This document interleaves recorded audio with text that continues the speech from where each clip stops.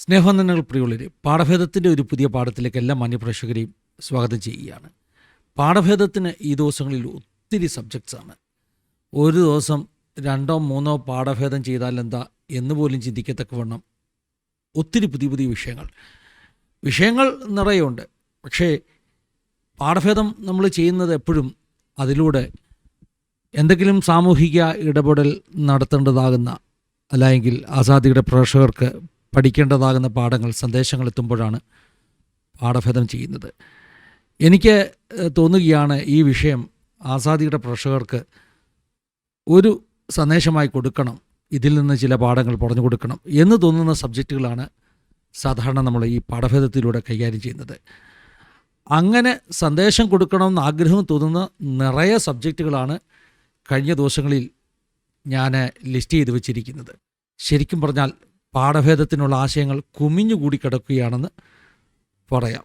ഉദാഹരണം പറഞ്ഞാൽ, ഈ കഴിഞ്ഞ ദിവസം ഒരു നൈജീരിയൻ തട്ടിപ്പിനെക്കുറിച്ച്, അതായത് സൂം മീറ്റിങ്ങിലൂടെ നമ്മുടെ ആൾക്കാരെ തട്ടിക്കാൻ ശ്രമിക്കുന്ന ഒരു പ്രാർത്ഥനാ മീറ്റിംഗ് തട്ടിപ്പിനെക്കുറിച്ച് ആസാദിയുടെ ചില സ്നേഹിതർ എനിക്ക് മെസ്സേജസ് ഇട്ട് തരുവാനിടയെ തീർന്നു. അതോടൊപ്പം തന്നെ ഒരു കൊറിയൻ കൾട്ട് സഭയെക്കുറിച്ച്, ഇനിയും ഒന്നുകൂടെ പറഞ്ഞാൽ കൊറിയ എന്നുള്ള ഗെയിം കളിച്ച് 3 പെൺകുട്ടികൾ ആത്മഹത്യ ചെയ്തത്. രണ്ടും കൊറിയനെയാണ്. കൊറിയ ഇപ്പോൾ ഈ തരത്തിൽ ലോകത്തിൽ മേധാവിത്യം സ്ഥാപിക്കാൻ ശ്രമിച്ചുകൊണ്ടിരിക്കുക. ഒന്നിൽ കൊറിയൻ പാട്ട്, അല്ലെങ്കിൽ കൊറിയൻ കൾട്ട്, അല്ലെങ്കിൽ കൊറിയൻ ഗെയിം. കൊറിയക്കാർ ഭൂപടത്തെ നേരെ തിരിച്ച് കൊറിയയിലേക്ക് കൊണ്ടെത്തിക്കണമെന്ന് ചിന്തിക്കുന്ന ആളുകളാണ്. ഞാൻ പറഞ്ഞത് നിങ്ങൾക്ക് മനസ്സിലായോ എന്നറിയില്ല. നമ്മൾ ഇന്നിപ്പം കാണുന്ന ഭൂപടം ഒന്നുകൂടെ മാറ്റി വരച്ചാൽ എങ്ങനെ ഇരിക്കും? ഇപ്പോഴത്തെ ഭൂപടത്തിൻ്റെ മധ്യഭാഗത്ത് വരുന്നത് ഏകദേശം നമ്മുടെ ഇന്ത്യയും ആഫ്രിക്കയും യൂറോപ്പും ഒക്കെ വരുന്ന ആ ഭാഗമാണ്. ഈ കൊറിയയും ജപ്പാനും ഒക്കെ ഉൾപ്പെടുന്ന ആ ഭാഗത്തെ മധ്യഭാഗത്താക്കി കൊണ്ടുവന്നുകൊണ്ട് അവരുടെ ഒരു ഭൂപടം തന്നെ അവർ ഉണ്ടാക്കി കഴിഞ്ഞു. എന്ന് പറഞ്ഞാൽ ലോകത്തിൻ്റെ നടുക്ക് ഞങ്ങളങ്ങ് തെക്കല്ല എന്ന് വരുത്തത്തക്കവണ്ണം ഉള്ള ഭൂപടം പോലും ഉണ്ടാക്കാൻ ഈ പറഞ്ഞ സൗത്ത് ഈസ്റ്റ് ഏഷ്യൻ രാജ്യങ്ങൾ ഇഷ്ടപ്പെട്ടുകൊണ്ടിരിക്കുകയാണ്. ലോകത്തിന് മേധാവികളായി അവർക്ക് മാറണമെന്നുള്ള ആഗ്രഹം, അതൊക്കെ പറയണമെന്ന് കുറേ നാളായിട്ട് ആഗ്രഹിക്കുന്ന കാര്യങ്ങളാണ്. ഇതെങ്ങനെ പാഠഭേദത്തിൻ്റെ സബ്ജക്ട്സ് നിരന്ന് കിടക്കുകയാണ്. ഇന്ന് ചെയ്യേണ്ടിയിരുന്ന ചില കാര്യങ്ങൾ, മനസ്സിൽ സ്വരുക്കൂട്ടിയിരുന്ന ചില കാര്യങ്ങൾ പെട്ടെന്ന് ഞാനങ്ങ് മാറ്റിയിട്ട് വളരെ രസകരമായൊരു വാർത്ത പ്രേക്ഷകരുടെ മുമ്പിൽ എത്തിക്കുകയാണ്.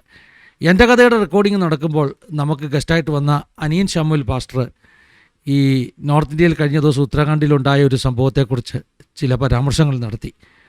അതായത് മുഹമ്മദ് ദീപക് എന്ന് പറയുന്ന ഒരു വ്യക്തിയെക്കുറിച്ച്. പേര് കേട്ടാൽ തന്നെ നമുക്ക് അല്പം രസം തോന്നുമല്ലേ? മുഹമ്മദ് ദീപക്, മത്തായി നായർ എന്നൊക്കെ പറയുന്നത് പോലെ ഒരു ചേർച്ചയില്ലാത്ത പേര്. മുഹമ്മദും ദീപക്കും ഒന്നിച്ചെങ്ങനെയാണ് ചേർന്ന് വന്നിരിക്കുന്നത്?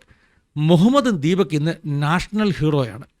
അപ്പോൾ നമ്മുടെ അനിയൻ ശാമുൽ പാസ്റ്റർ ആ കാര്യം പറഞ്ഞപ്പോൾ, പ്രത്യേകിച്ചും അദ്ദേഹത്തിൻ്റെ അനുഭവസാക്ഷ്യം പറയുന്ന സെക്ഷൻ ആയതുകൊണ്ട് ഞാൻ അത്രയും ഭാഗം കട്ട് ചെയ്ത് മാറ്റിവെച്ചു, പാഠഭേദത്തിൽ ആ കാര്യത്തെക്കുറിച്ച് സംസാരിക്കാൻ.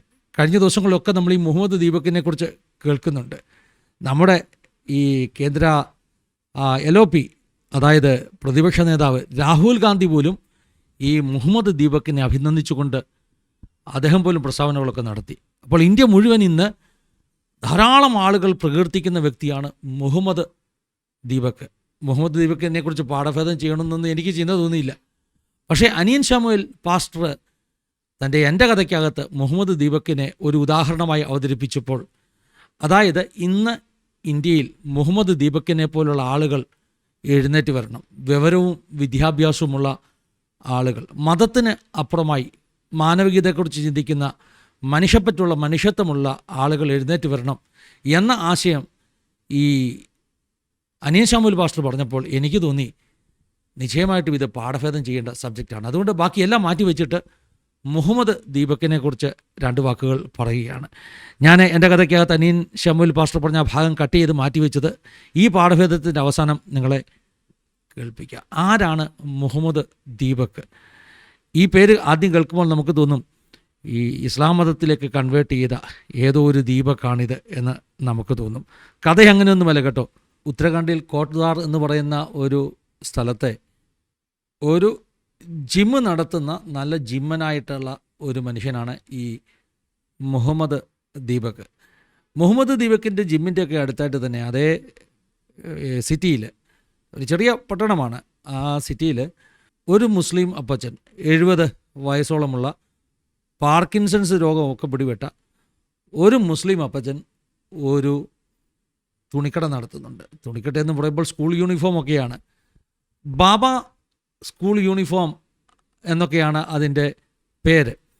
അപ്പോൾ ഈ ബാബ എന്നുള്ള പേരാണ് അവിടെ പ്രശ്നമായത്. ബജറംഗ് ദളുകാരെല്ലാം കൂടി ഈ അപ്പച്ചൻ്റെ കുറേ നാളായിട്ട് നടക്കും. ഒരു 4 മാസം മുമ്പ് ഇവർ വന്നിട്ട് അപ്പച്ചനോട് പറഞ്ഞു ഈ ബാബ എന്നുള്ള പേര് മാറ്റണം.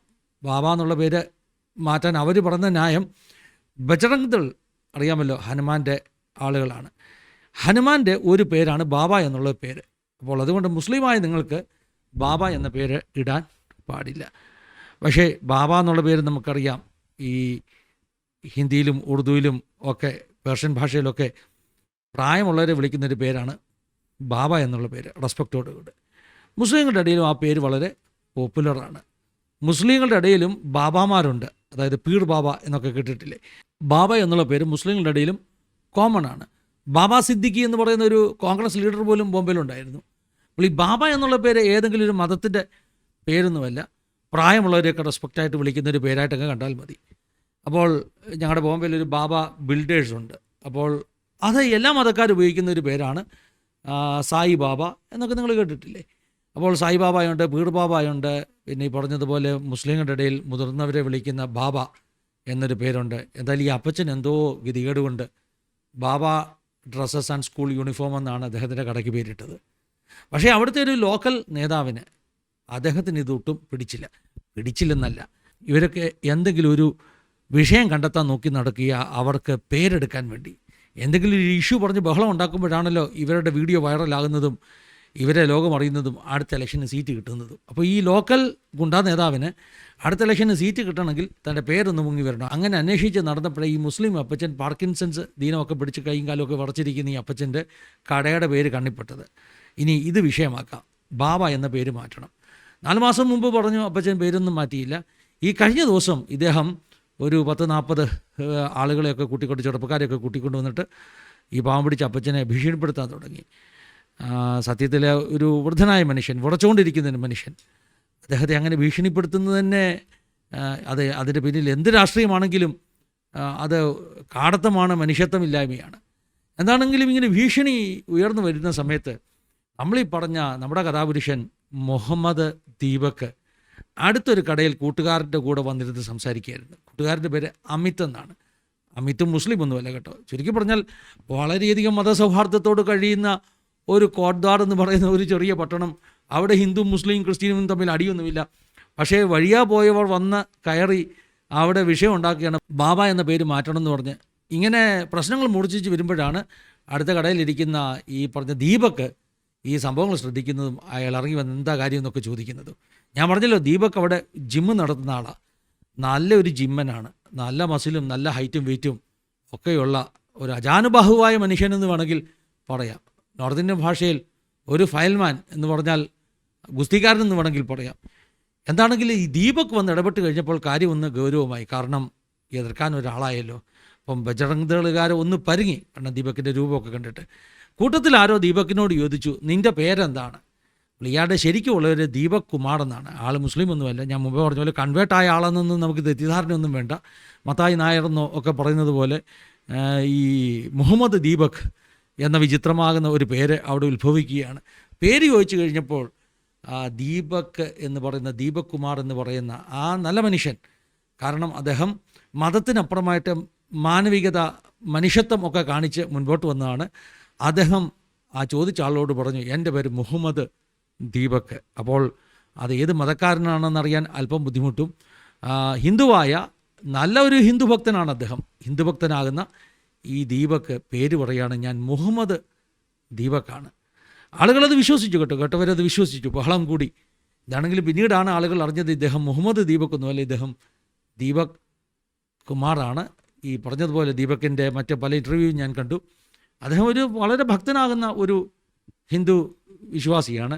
അപ്പോൾ ഇവിടെ നമ്മൾ മനസ്സിലാക്കണം, ഈ ഹിന്ദു വിശ്വാസം, സ്പിരിച്വാലിറ്റി, ആത്മീയതയും മതവും തമ്മിൽ വ്യത്യാസമുണ്ട്. ഹിന്ദു ആത്മീയത ഹിന്ദു മതം ഇത് തമ്മിൽ വ്യത്യാസമുണ്ടെന്ന് ഞാനങ്ങ് സ്ഥാപിക്കാൻ ശ്രമിക്കുകയാണ്. മതം എന്ന് പറയുമ്പോൾ ഇത്തരത്തിലുള്ള മതഭ്രാന്തൊക്കെയുണ്ട്. ആത്മീയതയ്ക്കകത്ത് ഭ്രാന്തില്ല, ആത്മീയതയ്ക്കകത്ത് ഭക്തിയാണുള്ളത്. അപ്പോൾ സ്പിരിച്വാലിറ്റി ഹിന്ദു സ്പിരിച്വാലിറ്റി നല്ലവണ്ണമുള്ള ഒരാളാണ് ഈ ദീപക്. പക്ഷേ അദ്ദേഹം ഒരു മതഭ്രാന്തനല്ല. ഇത് തമ്മിൽ ഒത്തിരി വ്യത്യാസമുണ്ട്. ഇന്ത്യയുടെ ഏറ്റവും വലിയ ഗുണം, ഇന്ത്യയിൽ ഹിന്ദു മതത്തിൽ വിശ്വസിക്കുന്ന സ്പിരിച്വാലിറ്റിയുള്ള ഭക്തിയുള്ള ഒത്തിരി ഹിന്ദുക്കളുണ്ട്. അവർക്ക് ലോകത്തിലുള്ള എല്ലാ മനുഷ്യനും സമാധാനത്തോടെ പോകണം എന്നൊക്കെയാണ് അവരുടെ ഇഷ്ടം. അവരെ സംബന്ധിച്ചിടത്തോളം അടുത്തുള്ളത് മുസ്ലിമാണോ ക്രിസ്ത്യാനിയാണോ എന്നുള്ളതൊന്നും അവർക്ക് വിഷയമല്ല. ബാവ എന്നുള്ള പേരിൻ്റെ പിന്നിലെ മതമൊന്നും അന്വേഷിച്ച് അവർ പോകത്തില്ല. പക്ഷേ ഈ മതം അന്വേഷിച്ച് പോകുന്നത് ആരാണ്? ഹിന്ദു സ്പിരിച്വാലിറ്റിയിലുള്ളവരല്ല. ഹിന്ദു മതം അല്ലെങ്കിൽ ഹിന്ദുത്വ അജണ്ട അങ്ങനെയുള്ള തീവ്രവാദപരമാകുന്ന ആശയങ്ങളുമായി കൊണ്ട് നടക്കുന്ന, ഭക്തിയല്ല ഭ്രാന്തുമായി നടക്കുന്നവരാണ് ഇത്തരം പ്രശ്നങ്ങൾ ഒക്കെ ഉണ്ടാക്കുന്നത്. അപ്പോൾ ദീപക് കുമാർ ഒരു മതഭ്രാന്തനല്ല, അദ്ദേഹം ഒരു മതഭക്തനാണെന്ന് പറയാം, അല്ലെങ്കിൽ ഒരു സ്പിരിച്വാലിറ്റിയുള്ള ആളാണെന്ന് പറയാം. എന്താണെങ്കിലും ഇദ്ദേഹം ഇടപെട്ടു, ഇവരെല്ലാം ഓടിച്ചുവിടുന്നു. കാരണം നല്ല കായികശേഷിയുള്ള മനുഷ്യനാണ്. ഈ ദീപക്കിൻ്റെ വീഡിയോ അങ്ങ് വൈറലായി. മുഹമ്മദ് ദീപക് എന്ന പേരിൽ ഈ വീഡിയോ അങ്ങ് വൈറലായി. അതായത് പെട്ടെന്ന് തന്നെ മാധ്യമങ്ങൾ ഇത് ഏറ്റെടുത്തു. ഒരുപക്ഷെ എനിക്ക് വളരെയധികം ഇന്ത്യയുടെ ഭാവിയെക്കുറിച്ച് നല്ല ശുഭപ്രതീക്ഷ തരുന്ന ചില കാര്യങ്ങളാണ് ഇന്ത്യയിലെ മാധ്യമങ്ങൾ, അതായത് ഇത്തരം നന്മയുടെ വാർത്തകളെ പുറത്തു കൊണ്ടുവരുന്ന ഒരു കൂട്ടം മാധ്യമ പ്രവർത്തകരുണ്ട്.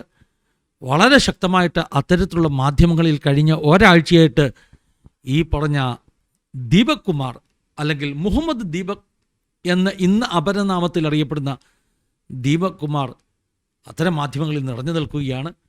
മാത്രമല്ല സാമൂഹിക, സാംസ്കാരിക, രാഷ്ട്രീയ രംഗത്തെ പ്രമുഖരെല്ലാവരും ഈ പറഞ്ഞ ദീപക് കുമാറിനെ സപ്പോർട്ട് ചെയ്തിരിക്കുന്നു.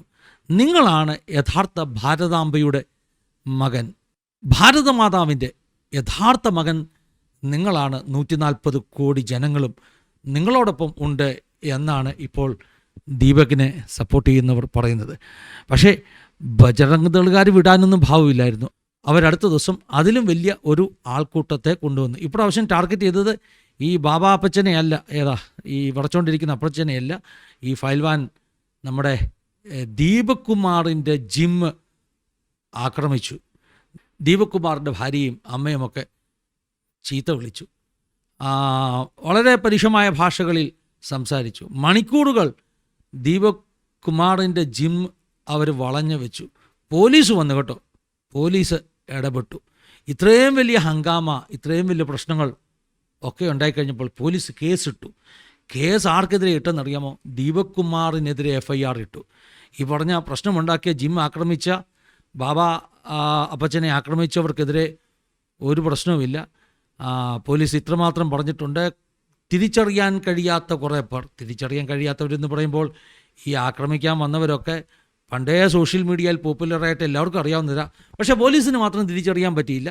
തിരിച്ചറിയാൻ പറ്റാത്ത 40 പേർ ഇൻവോൾവ് ആണെന്ന് പറഞ്ഞ് പോലീസ് FIR എഴുതി. എന്നാൽ ദീപക് കുമാറിനെതിരെ സ്പെഷ്യലായിട്ട് ഒരു FIR. ദീപക് കുമാർ ഇപ്പോൾ കുറ്റവാളിയായിരിക്കുകയാണ്. കഴിഞ്ഞ ദിവസം ആ ചെറുപ്പക്കാരൻ ഒരു ഇൻ്റർവ്യൂവിൽ കരഞ്ഞുപോയി കേട്ടോ. അദ്ദേഹം പറഞ്ഞു, എനിക്ക് ഏറ്റവും വലിയ സങ്കടം എൻ്റെ അമ്മയെ ചീത്ത വിളിച്ചതാണ്. അതിലും വലിയ സങ്കടം കഴിഞ്ഞ 8 ദിവസമായിട്ട് ജിമ്മ് തുറക്കാൻ പറ്റിയിട്ടില്ല. വീട്ടുകാർ മിക്കവാറും പട്ടിണിയിലാകും. ഇത് മാത്രമാണ് ഉപജീവന മാർഗം.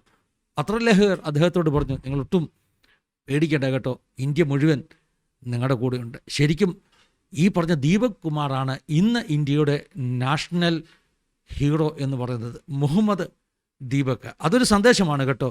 ഒരു ഹിന്ദു ആകുന്ന ചെറുപ്പക്കാരൻ ഒരു മൈനോറിറ്റി ആകുന്ന ഒരു മുത്തശ്ശനെ രക്ഷിക്കാൻ വേണ്ടി അവൻ്റെ പേരിൻ്റെ കൂടെ അവൻ്റേതല്ലാത്തൊരു പേര് വിളിച്ചു പറഞ്ഞപ്പോൾ ഇന്ത്യയിൽ ഇന്നും നല്ല ഗുണങ്ങളുള്ള, ഇന്ത്യയിൽ ഇന്നും മനുഷ്യത്വമുള്ള ഒത്തിരി ആളുകൾ ശേഷിക്കുന്നു എന്നതിൻ്റെ തെളിവാണ് മുഹമ്മദ് ദീപക് എന്ന പേരിൽ അറിയപ്പെടുന്ന ദീപക് കുമാർ. അതാണ് ഇന്ത്യക്കാരാകുന്നത് നമുക്ക് പ്രത്യാശ നൽകുന്നത്. ഇന്ത്യയുടെ ബഹുഭൂരിപക്ഷവും മതഭ്രാന്തന്മാരല്ല, ഭക്തന്മാരാണ്. ഇന്ത്യയിലെ ഭൂരിപക്ഷം വരുന്ന ഹിന്ദുക്കൾ, അവരിലെ ഭൂരിപക്ഷവും മതഭ്രാന്തിൻ്റെ പിന്നാലെയല്ല, ഭക്തിയുടെ പിന്നാലെയാണ്. ഭക്തിയുടെ പിന്നാലെ പോകുന്നവർക്ക്, സ്പിരിച്വാലിറ്റിയിൽ ജീവിക്കുന്നവർക്ക് മതവും സ്പിരിച്വാലിറ്റിയും, റിലീജിയൻ ആൻഡ് സ്പിരിച്വാലിറ്റി ഇത് രണ്ടാണെന്നുള്ള എൻ്റെ വാദം ഉറപ്പിച്ചുകൊണ്ട് ഞാൻ പറയുകയാണ്. അങ്ങനെ ഭക്തിയിൽ ജീവിക്കുന്നവർക്ക് അത് ഏത് മതക്കാരാണെങ്കിലും ഒരു മനുഷ്യനെയും കൊല്ലാനും അടിക്കാനും ഒന്നും പോകാൻ കഴിയുകയില്ല എന്നുള്ളതിൻ്റെ തെളിവാണ് ഈ പറഞ്ഞ ദീപക് കുമാറിന് കിട്ടുന്ന അസാധാരണമാകുന്ന സപ്പോർട്ട്. ദീപക് കുമാറിൻ്റെ വാർത്ത വന്ന ഒരു വീഡിയോയുടെ താഴെ ആരോ എഴുതിയൊരു കമൻറ്റ് ഞാൻ വായിച്ചു. അടുത്ത വർഷത്തെ സമാധാനത്തിനുള്ള നോബൽ പ്രൈസിന് ദീപക് കുമാറിൻ്റെ പേര് നോമിനേറ്റ് ചെയ്യണമെന്ന്. അത് അല്പം കൂടിയ ഒരു കമൻ്റ് ആണെങ്കിൽ പോലും ഇന്ത്യൻ ജനത സമാധാനം ആഗ്രഹിക്കുന്നു എന്നുള്ളതിൻ്റെ തെളിവാണ് ആ കമൻറ്റ്. ഞാനിനിയും അനീഷ് ശമ്മൽ പാസ്റ്റർ പറഞ്ഞ ആ ഭാഗം നിങ്ങളെ ഒന്ന് കേൾപ്പിക്കാം. അനീഷ് ശമ്മൽ പാസ്റ്റർ പറഞ്ഞ ഭാഗങ്ങൾ നിങ്ങൾക്ക് തന്നെ ചിന്തിക്കാം. അദ്ദേഹം പറയുന്നു മാറി ചിന്തിക്കേണ്ട കാലമായിരിക്കുന്നു. അദ്ദേഹം പറയുന്നതിൻ്റെ ആശയം ദീപക് കുമാറിനെ പോലെയുള്ള ആളുകൾ ഇന്ന് ഇന്ത്യൻ സമൂഹത്തിൽ എഴുന്നേറ്റ് വരണം. അവർ ന്യൂനപക്ഷങ്ങളെ സംരക്ഷിക്കുന്നവരായി തീരണം. മതഭ്രാന്തന്മാരല്ല, എൻ്റെ ഭാഷയിൽ മതഭക്തന്മാരായ ചിലർ, സ്പിരിച്വാലിറ്റിയുള്ള ചിലർ ഇന്ത്യയിൽ നടക്കുന്ന ഈ മതഭ്രാന്തിനെതിരെ സംസാരിക്കുവാൻ എഴുന്നേറ്റ് വരണം. ഇവിടുത്തെ അല്പസംഖ്യ എന്ന് പറയും, മൈനോറിറ്റി, ആ മൈനോറിറ്റി ആയിട്ടുള്ള ആളുകളുടെ സംരക്ഷണത്തിന് വേണ്ടി പല ദീപക് കുമാർമാർ ഇന്ത്യയിൽ എഴുന്നേൽക്കണം. അറിവും വിദ്യാഭ്യാസവും ഒക്കെ ഉള്ളവർ എഴുന്നേൽക്കണം എന്ന ആശയമാണ് അനിയൻ ശമ്മൽ പാസ്റ്റർ പറയുന്നത്. അദ്ദേഹം പറയുന്ന വീഡിയോയുടെ ഭാഗമൊന്ന് കേട്ട് നോക്കിക്കാട്ടെ. ദൈവം സഹായിക്കട്ടെ, അനുഗ്രഹിക്കട്ടെ. God bless you all. എന്താണെങ്കിലും വേദപുസ്തകത്തിലെ ഒരു പശ്ചാത്തലം നമ്മൾ നോക്കിയാൽ ഈ പെർസിക്യൂഷനുള്ള കാലഘട്ടങ്ങളിൽ അസാധാരണമാകുന്ന ദൈവകൃപ വ്യാപരിക്കുകയും വീര്യപ്രവർത്തികൾ വെളിപ്പെടുകയും ഒക്കെ ചെയ്യേണ്ടത് ആവശ്യമാണ്. സൂപ്പർ നാച്ചുറലായിട്ടുള്ള അത്ഭുതങ്ങൾ ദൈവം മാനിഫെസ്റ്റ് ചെയ്യേണ്ടത് ആവശ്യമാണ്. ഞാൻ പാസ്റ്റർ അത് പറഞ്ഞപ്പോൾ തന്നെ എൻ്റെ മനസ്സിൽ വന്ന ഒരു ചിന്ത, രണ്ട് കാര്യങ്ങൾ. ഒന്ന്, യേശു കർത്താവിനെ പിടിക്കാൻ ഗത്സമനയിലേക്ക് വന്ന ചേവകർ, അവരിലൊരാളെ പത്രോസ് വെട്ടുകയാണ്. അപ്പം വെട്ടുമ്പം ആ കാതെടുത്ത് യേശു ഫിറ്റ് ചെയ്ത ഒരു ഹീലിംഗ് ടച്ച്.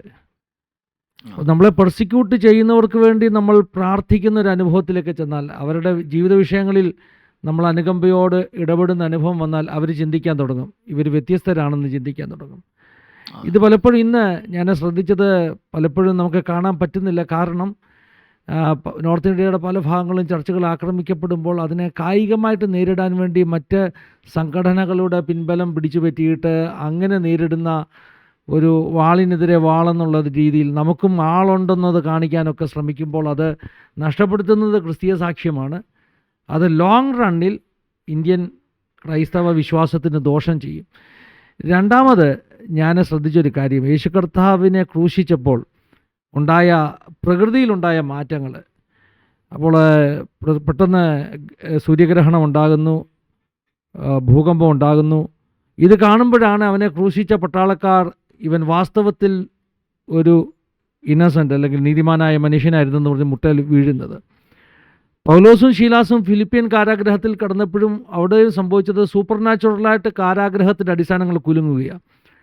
അപ്പോൾ അങ്ങനെ ഒരു സൂപ്പർ നാച്ചുറൽ ദൈവത്തിൻ്റെ ഇടപെടൽ വിറ്റ്നസ് ചെയ്യാൻ തുടങ്ങിയെങ്കിൽ മാത്രമേ എതിർക്കുന്നവർക്ക് മനസ്സിലാകത്തുള്ളൂ ഈ മാർഗത്തിൻ്റെ വലുപ്പം എന്താണെന്ന്. എനിക്ക് തോന്നുന്നു അങ്ങനെയുള്ള കാര്യങ്ങൾ നമ്മുടെ ഇടയിൽ വെളിപ്പെടുത്തക്കോണം നമ്മളും, അല്ലേ? അതിനകത്ത് 2-3 വിഷയങ്ങളാണ് ഉള്ളത്.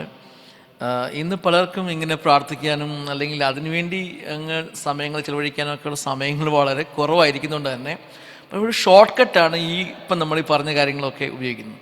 അതിനൊരു പ്രധാനപ്പെട്ട കാരണം ഇവിടെ മറ്റ് നമ്മുടെ എതിർകക്ഷികൾ എന്ന് പറയുന്ന ആൾക്കാരുടെ വീക്ക്നെസ്സാണ്. അതിൽ കൂടുതലും ഇപ്പോൾ ഈ ഗുണ്ടകളായിട്ടൊക്കെ അഭിനയിച്ച് എല്ലാവരും പേടിത്തൊണ്ടന്മാരാണ്. അതായത് ഇവർ പറയുന്ന പോലെ നമ്മുടെ അടുത്തുനിന്ന് ഒരാൾ എഴുന്നേറ്റ് എന്ന് പറഞ്ഞു കഴിയുമ്പം ഇവർ അതുപോലെ വന്നപോലെ തന്നെ മടങ്ങിപ്പോകുന്നൊരു സംഭവമുണ്ട്. അല്ലെങ്കിൽ പിന്നെ അവർ ആൾക്കൂട്ടത്തെ കൊണ്ടുവന്ന് പിന്നെയും നമ്മളെ ഉപദ്രവിക്കാൻ വേണ്ടി ശ്രമിക്കുകയാണ്. അപ്പോൾ അതുപോലെ ആൾക്കൂട്ടം ഇവിടെ ഉണ്ടെങ്കിൽ തീർച്ചയായും അവരങ്ങ് പോകും. അതൊരു കാര്യമാണെങ്കിലും പാസ്റ്റർ പറഞ്ഞ പോലെ ഞാൻ ചിന്തിക്കുന്ന വിഷയം ഇതാണ്, അവരുടെ അറിവില്ലായ്മയിലാണ് ഇതെല്ലാം ചെയ്യുന്നത്. അവർക്ക് അവരുടെ അറിവില്ലായ്മ, വിദ്യാഭ്യാസമില്ലായ്മ, അതുപോലെ പൊളിറ്റിക്കലി അവരെ മോട്ടിവേറ്റ് ചെയ്യുകയാണ്. അതായത് ഒരുപാട് പേര് രാഷ്ട്രീയ ലാഭം ഉണ്ടാക്കാൻ വേണ്ടി ഈ നിരക്ഷരായിട്ടുള്ള ഈ കുട്ടികളെ ഉപയോഗിക്കുകയാണ് ചെയ്യുന്നത്. അപ്പോൾ അവർക്ക് അറിയത്തില്ല അവരെന്തിനാണ് ഈ വാളെടുത്തത്, അവരെന്തിനാണ് വടിയെടുത്തത്, അവരെന്തിനാണ് ഈ ഷോൾ ഉപയോഗിക്കുന്നത്, അവരെന്തിനാണ് ഇങ്ങനെയൊക്കെയുള്ള അവരുടെ ധാർമ്മിക ചിഹ്നങ്ങളൊക്കെ ഉപയോഗിക്കുന്നത്, അവർക്കറിയത്തില്ല. പക്ഷേ അവരോടിപ്പം ചോദിച്ചു കഴിഞ്ഞാൽ അവർക്കറിയത്തില്ല.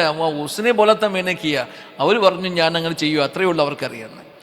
പക്ഷേ അവർക്ക് നല്ല ഒരു ട്രെയിനിങ് നമ്മൾ കൊടുക്കുകയാണെങ്കിൽ, നല്ല ഗ്രാസ് റൂട്ട് ലെവലിലുള്ള നിലയിൽ ഇവരെ മോട്ടിവേറ്റ് ചെയ്യുക, അവർക്ക് വിദ്യാഭ്യാസം കൊടുക്കാനൊക്കെ നമുക്ക് ഇടയാവുകയാണെങ്കിൽ, അവർക്ക് വേണ്ടതായ നിലയിലുള്ള അറിവുകൾ കൊടുക്കുകയാണെങ്കിൽ, ഒരു എൻ്റെ ഇപ്പോഴത്തെ ഈ സിറ്റുവേഷനിൽ ഒരു 75% ആൾക്കാർക്ക് നല്ല വിചാരങ്ങൾ ഉണ്ടാകാനുള്ള സാധ്യതയുണ്ട്. കുറച്ച് പേർ എന്തായിരുന്നാലും തെറ്റായിട്ട് പോയിക്കോട്ടെ.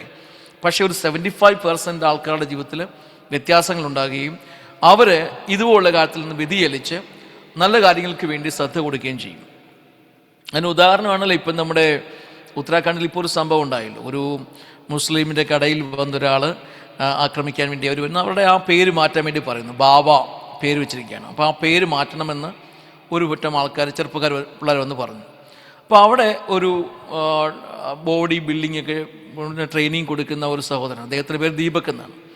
അദ്ദേഹം ഓടി വന്ന് നോക്കുന്നു ഈ മുസ്ലിം ബാവയെ, അതായത് പ്രായമുള്ളൊരു മനുഷ്യനാണ്. അദ്ദേഹത്തെ ഇവർ ഉപദ്രവിക്കാൻ വേണ്ടി ശ്രമിക്കുമ്പോൾ ഇദ്ദേഹം ഓടി വരുന്നു, എന്നിട്ട് അവരെ എതിർക്കുന്നു. അദ്ദേഹം നല്ല ഹൈറ്റും ആരോഗ്യമൊക്കെ ഉള്ള ഒരു മനുഷ്യനാണ്, ബോഡി ബിൽഡറാണ്. അദ്ദേഹം വന്ന് എതിർക്കുമ്പോൾ അവർ ചോദിച്ചു നീ ആരാണ്? അപ്പോൾ അദ്ദേഹം പറഞ്ഞു ഞാൻ മുഹമ്മദ് ദീപക്കാണ്. അതേപോലെ അദ്ദേഹം ഹിന്ദുവാണ്. അപ്പം അവിടെ ഡിഫെൻഡ് ചെയ്തപ്പം അവർക്ക് പിന്നെ നിൽക്കാൻ വഴിയാതെ അവരെന്ത് ചെയ്തു? ഓടിപ്പോയി. യഥാർത്ഥത്തിൽ അവരുടെ എല്ലാം ഹിസ്റ്ററി പഠിച്ചപ്പം അവർ ഈ ഗുണ്ടായിസത്തിന് വേണ്ടി മാത്രം നടക്കുന്ന ആൾക്കാരാണെന്നാണ് മനസ്സിലാക്കാൻ പറ്റിയത്. പക്ഷെ ആ ദീപകിനെ പോലെയുള്ള ആൾക്കാർ, വിദ്യാഭ്യാസമുള്ളവർ, അറിവുള്ളവർ, സമൂഹത്തെക്കുറിച്ച് ചിന്തിക്കുന്നവർ, വേറെ ആൾക്കാരുണ്ടല്ലോ. അപ്പോൾ അങ്ങനെ ഒരു കൂട്ടം ആൾക്കാരെ നമ്മൾ ബിൽഡപ്പ് ചെയ്ത് കൊണ്ടുവന്നാൽ മാത്രമേ ഈ രാജ്യത്തിൻ്റെ ഇപ്പോഴത്തെ ഈ പ്രസൻറ്റ് കണ്ടീഷനൊന്നും നമുക്ക് രാജ്യത്തെ രക്ഷിക്കാൻ പറ്റും. നമ്മുടെ രാജ്യമാണ്, നമ്മുടെ മാത്രം രാജ്യമാണ്. നമുക്ക് ഈ രാജ്യത്തിന് വേണ്ടി ഒരാളോ നമ്മളെ ചീത്ത പറഞ്ഞു, നമ്മളെ ഉപദ്രവിച്ചു, നമുക്കെതിരെ കേസ് കൊടുത്തു, നമ്മളെ ജയിലിലാക്കി എന്ന് പറഞ്ഞ് നമുക്ക് ഇട്ടിട്ട് പോകാൻ പറ്റില്ല. നമ്മുടെ ഉത്തരവാദിത്തം ഭയങ്കര വലുതാണ്. ഒരാൾ നമുക്കെതിരെ കേസ് കൊടുത്തു എന്ന് പറഞ്ഞുകൊണ്ട് നമ്മളിപ്പോൾ ഈ രാജ്യം വിട്ടുപോകാനോ നമ്മുടെ ദൗത്യം വിട്ടുപോകാനോ നമ്മളെന്ത് ചെയ്യുന്നോ അതിൽ നിന്ന് പിന്മാറാനോ നമുക്ക് പറ്റില്ലല്ലോ. മരിക്കേണ്ടി വന്നാൽ നമ്മൾ നിൽക്കുകയാണ്. നമ്മുടെ ശരീരം ഇവിടെ വീണ് കിടക്കുമ്പോഴും ആ ഭാഗത്തു നിന്നും കുറേ ആൾക്കാർ നല്ലതിന് വേണ്ടി എഴുന്നേൽക്കുമെന്നുള്ള വിശ്വാസം നമുക്കുണ്ട്. അപ്പോൾ അങ്ങനെ ഒരു മാറി ചിന്തിച്ചാലേ നമുക്ക് പറ്റുള്ളൂ.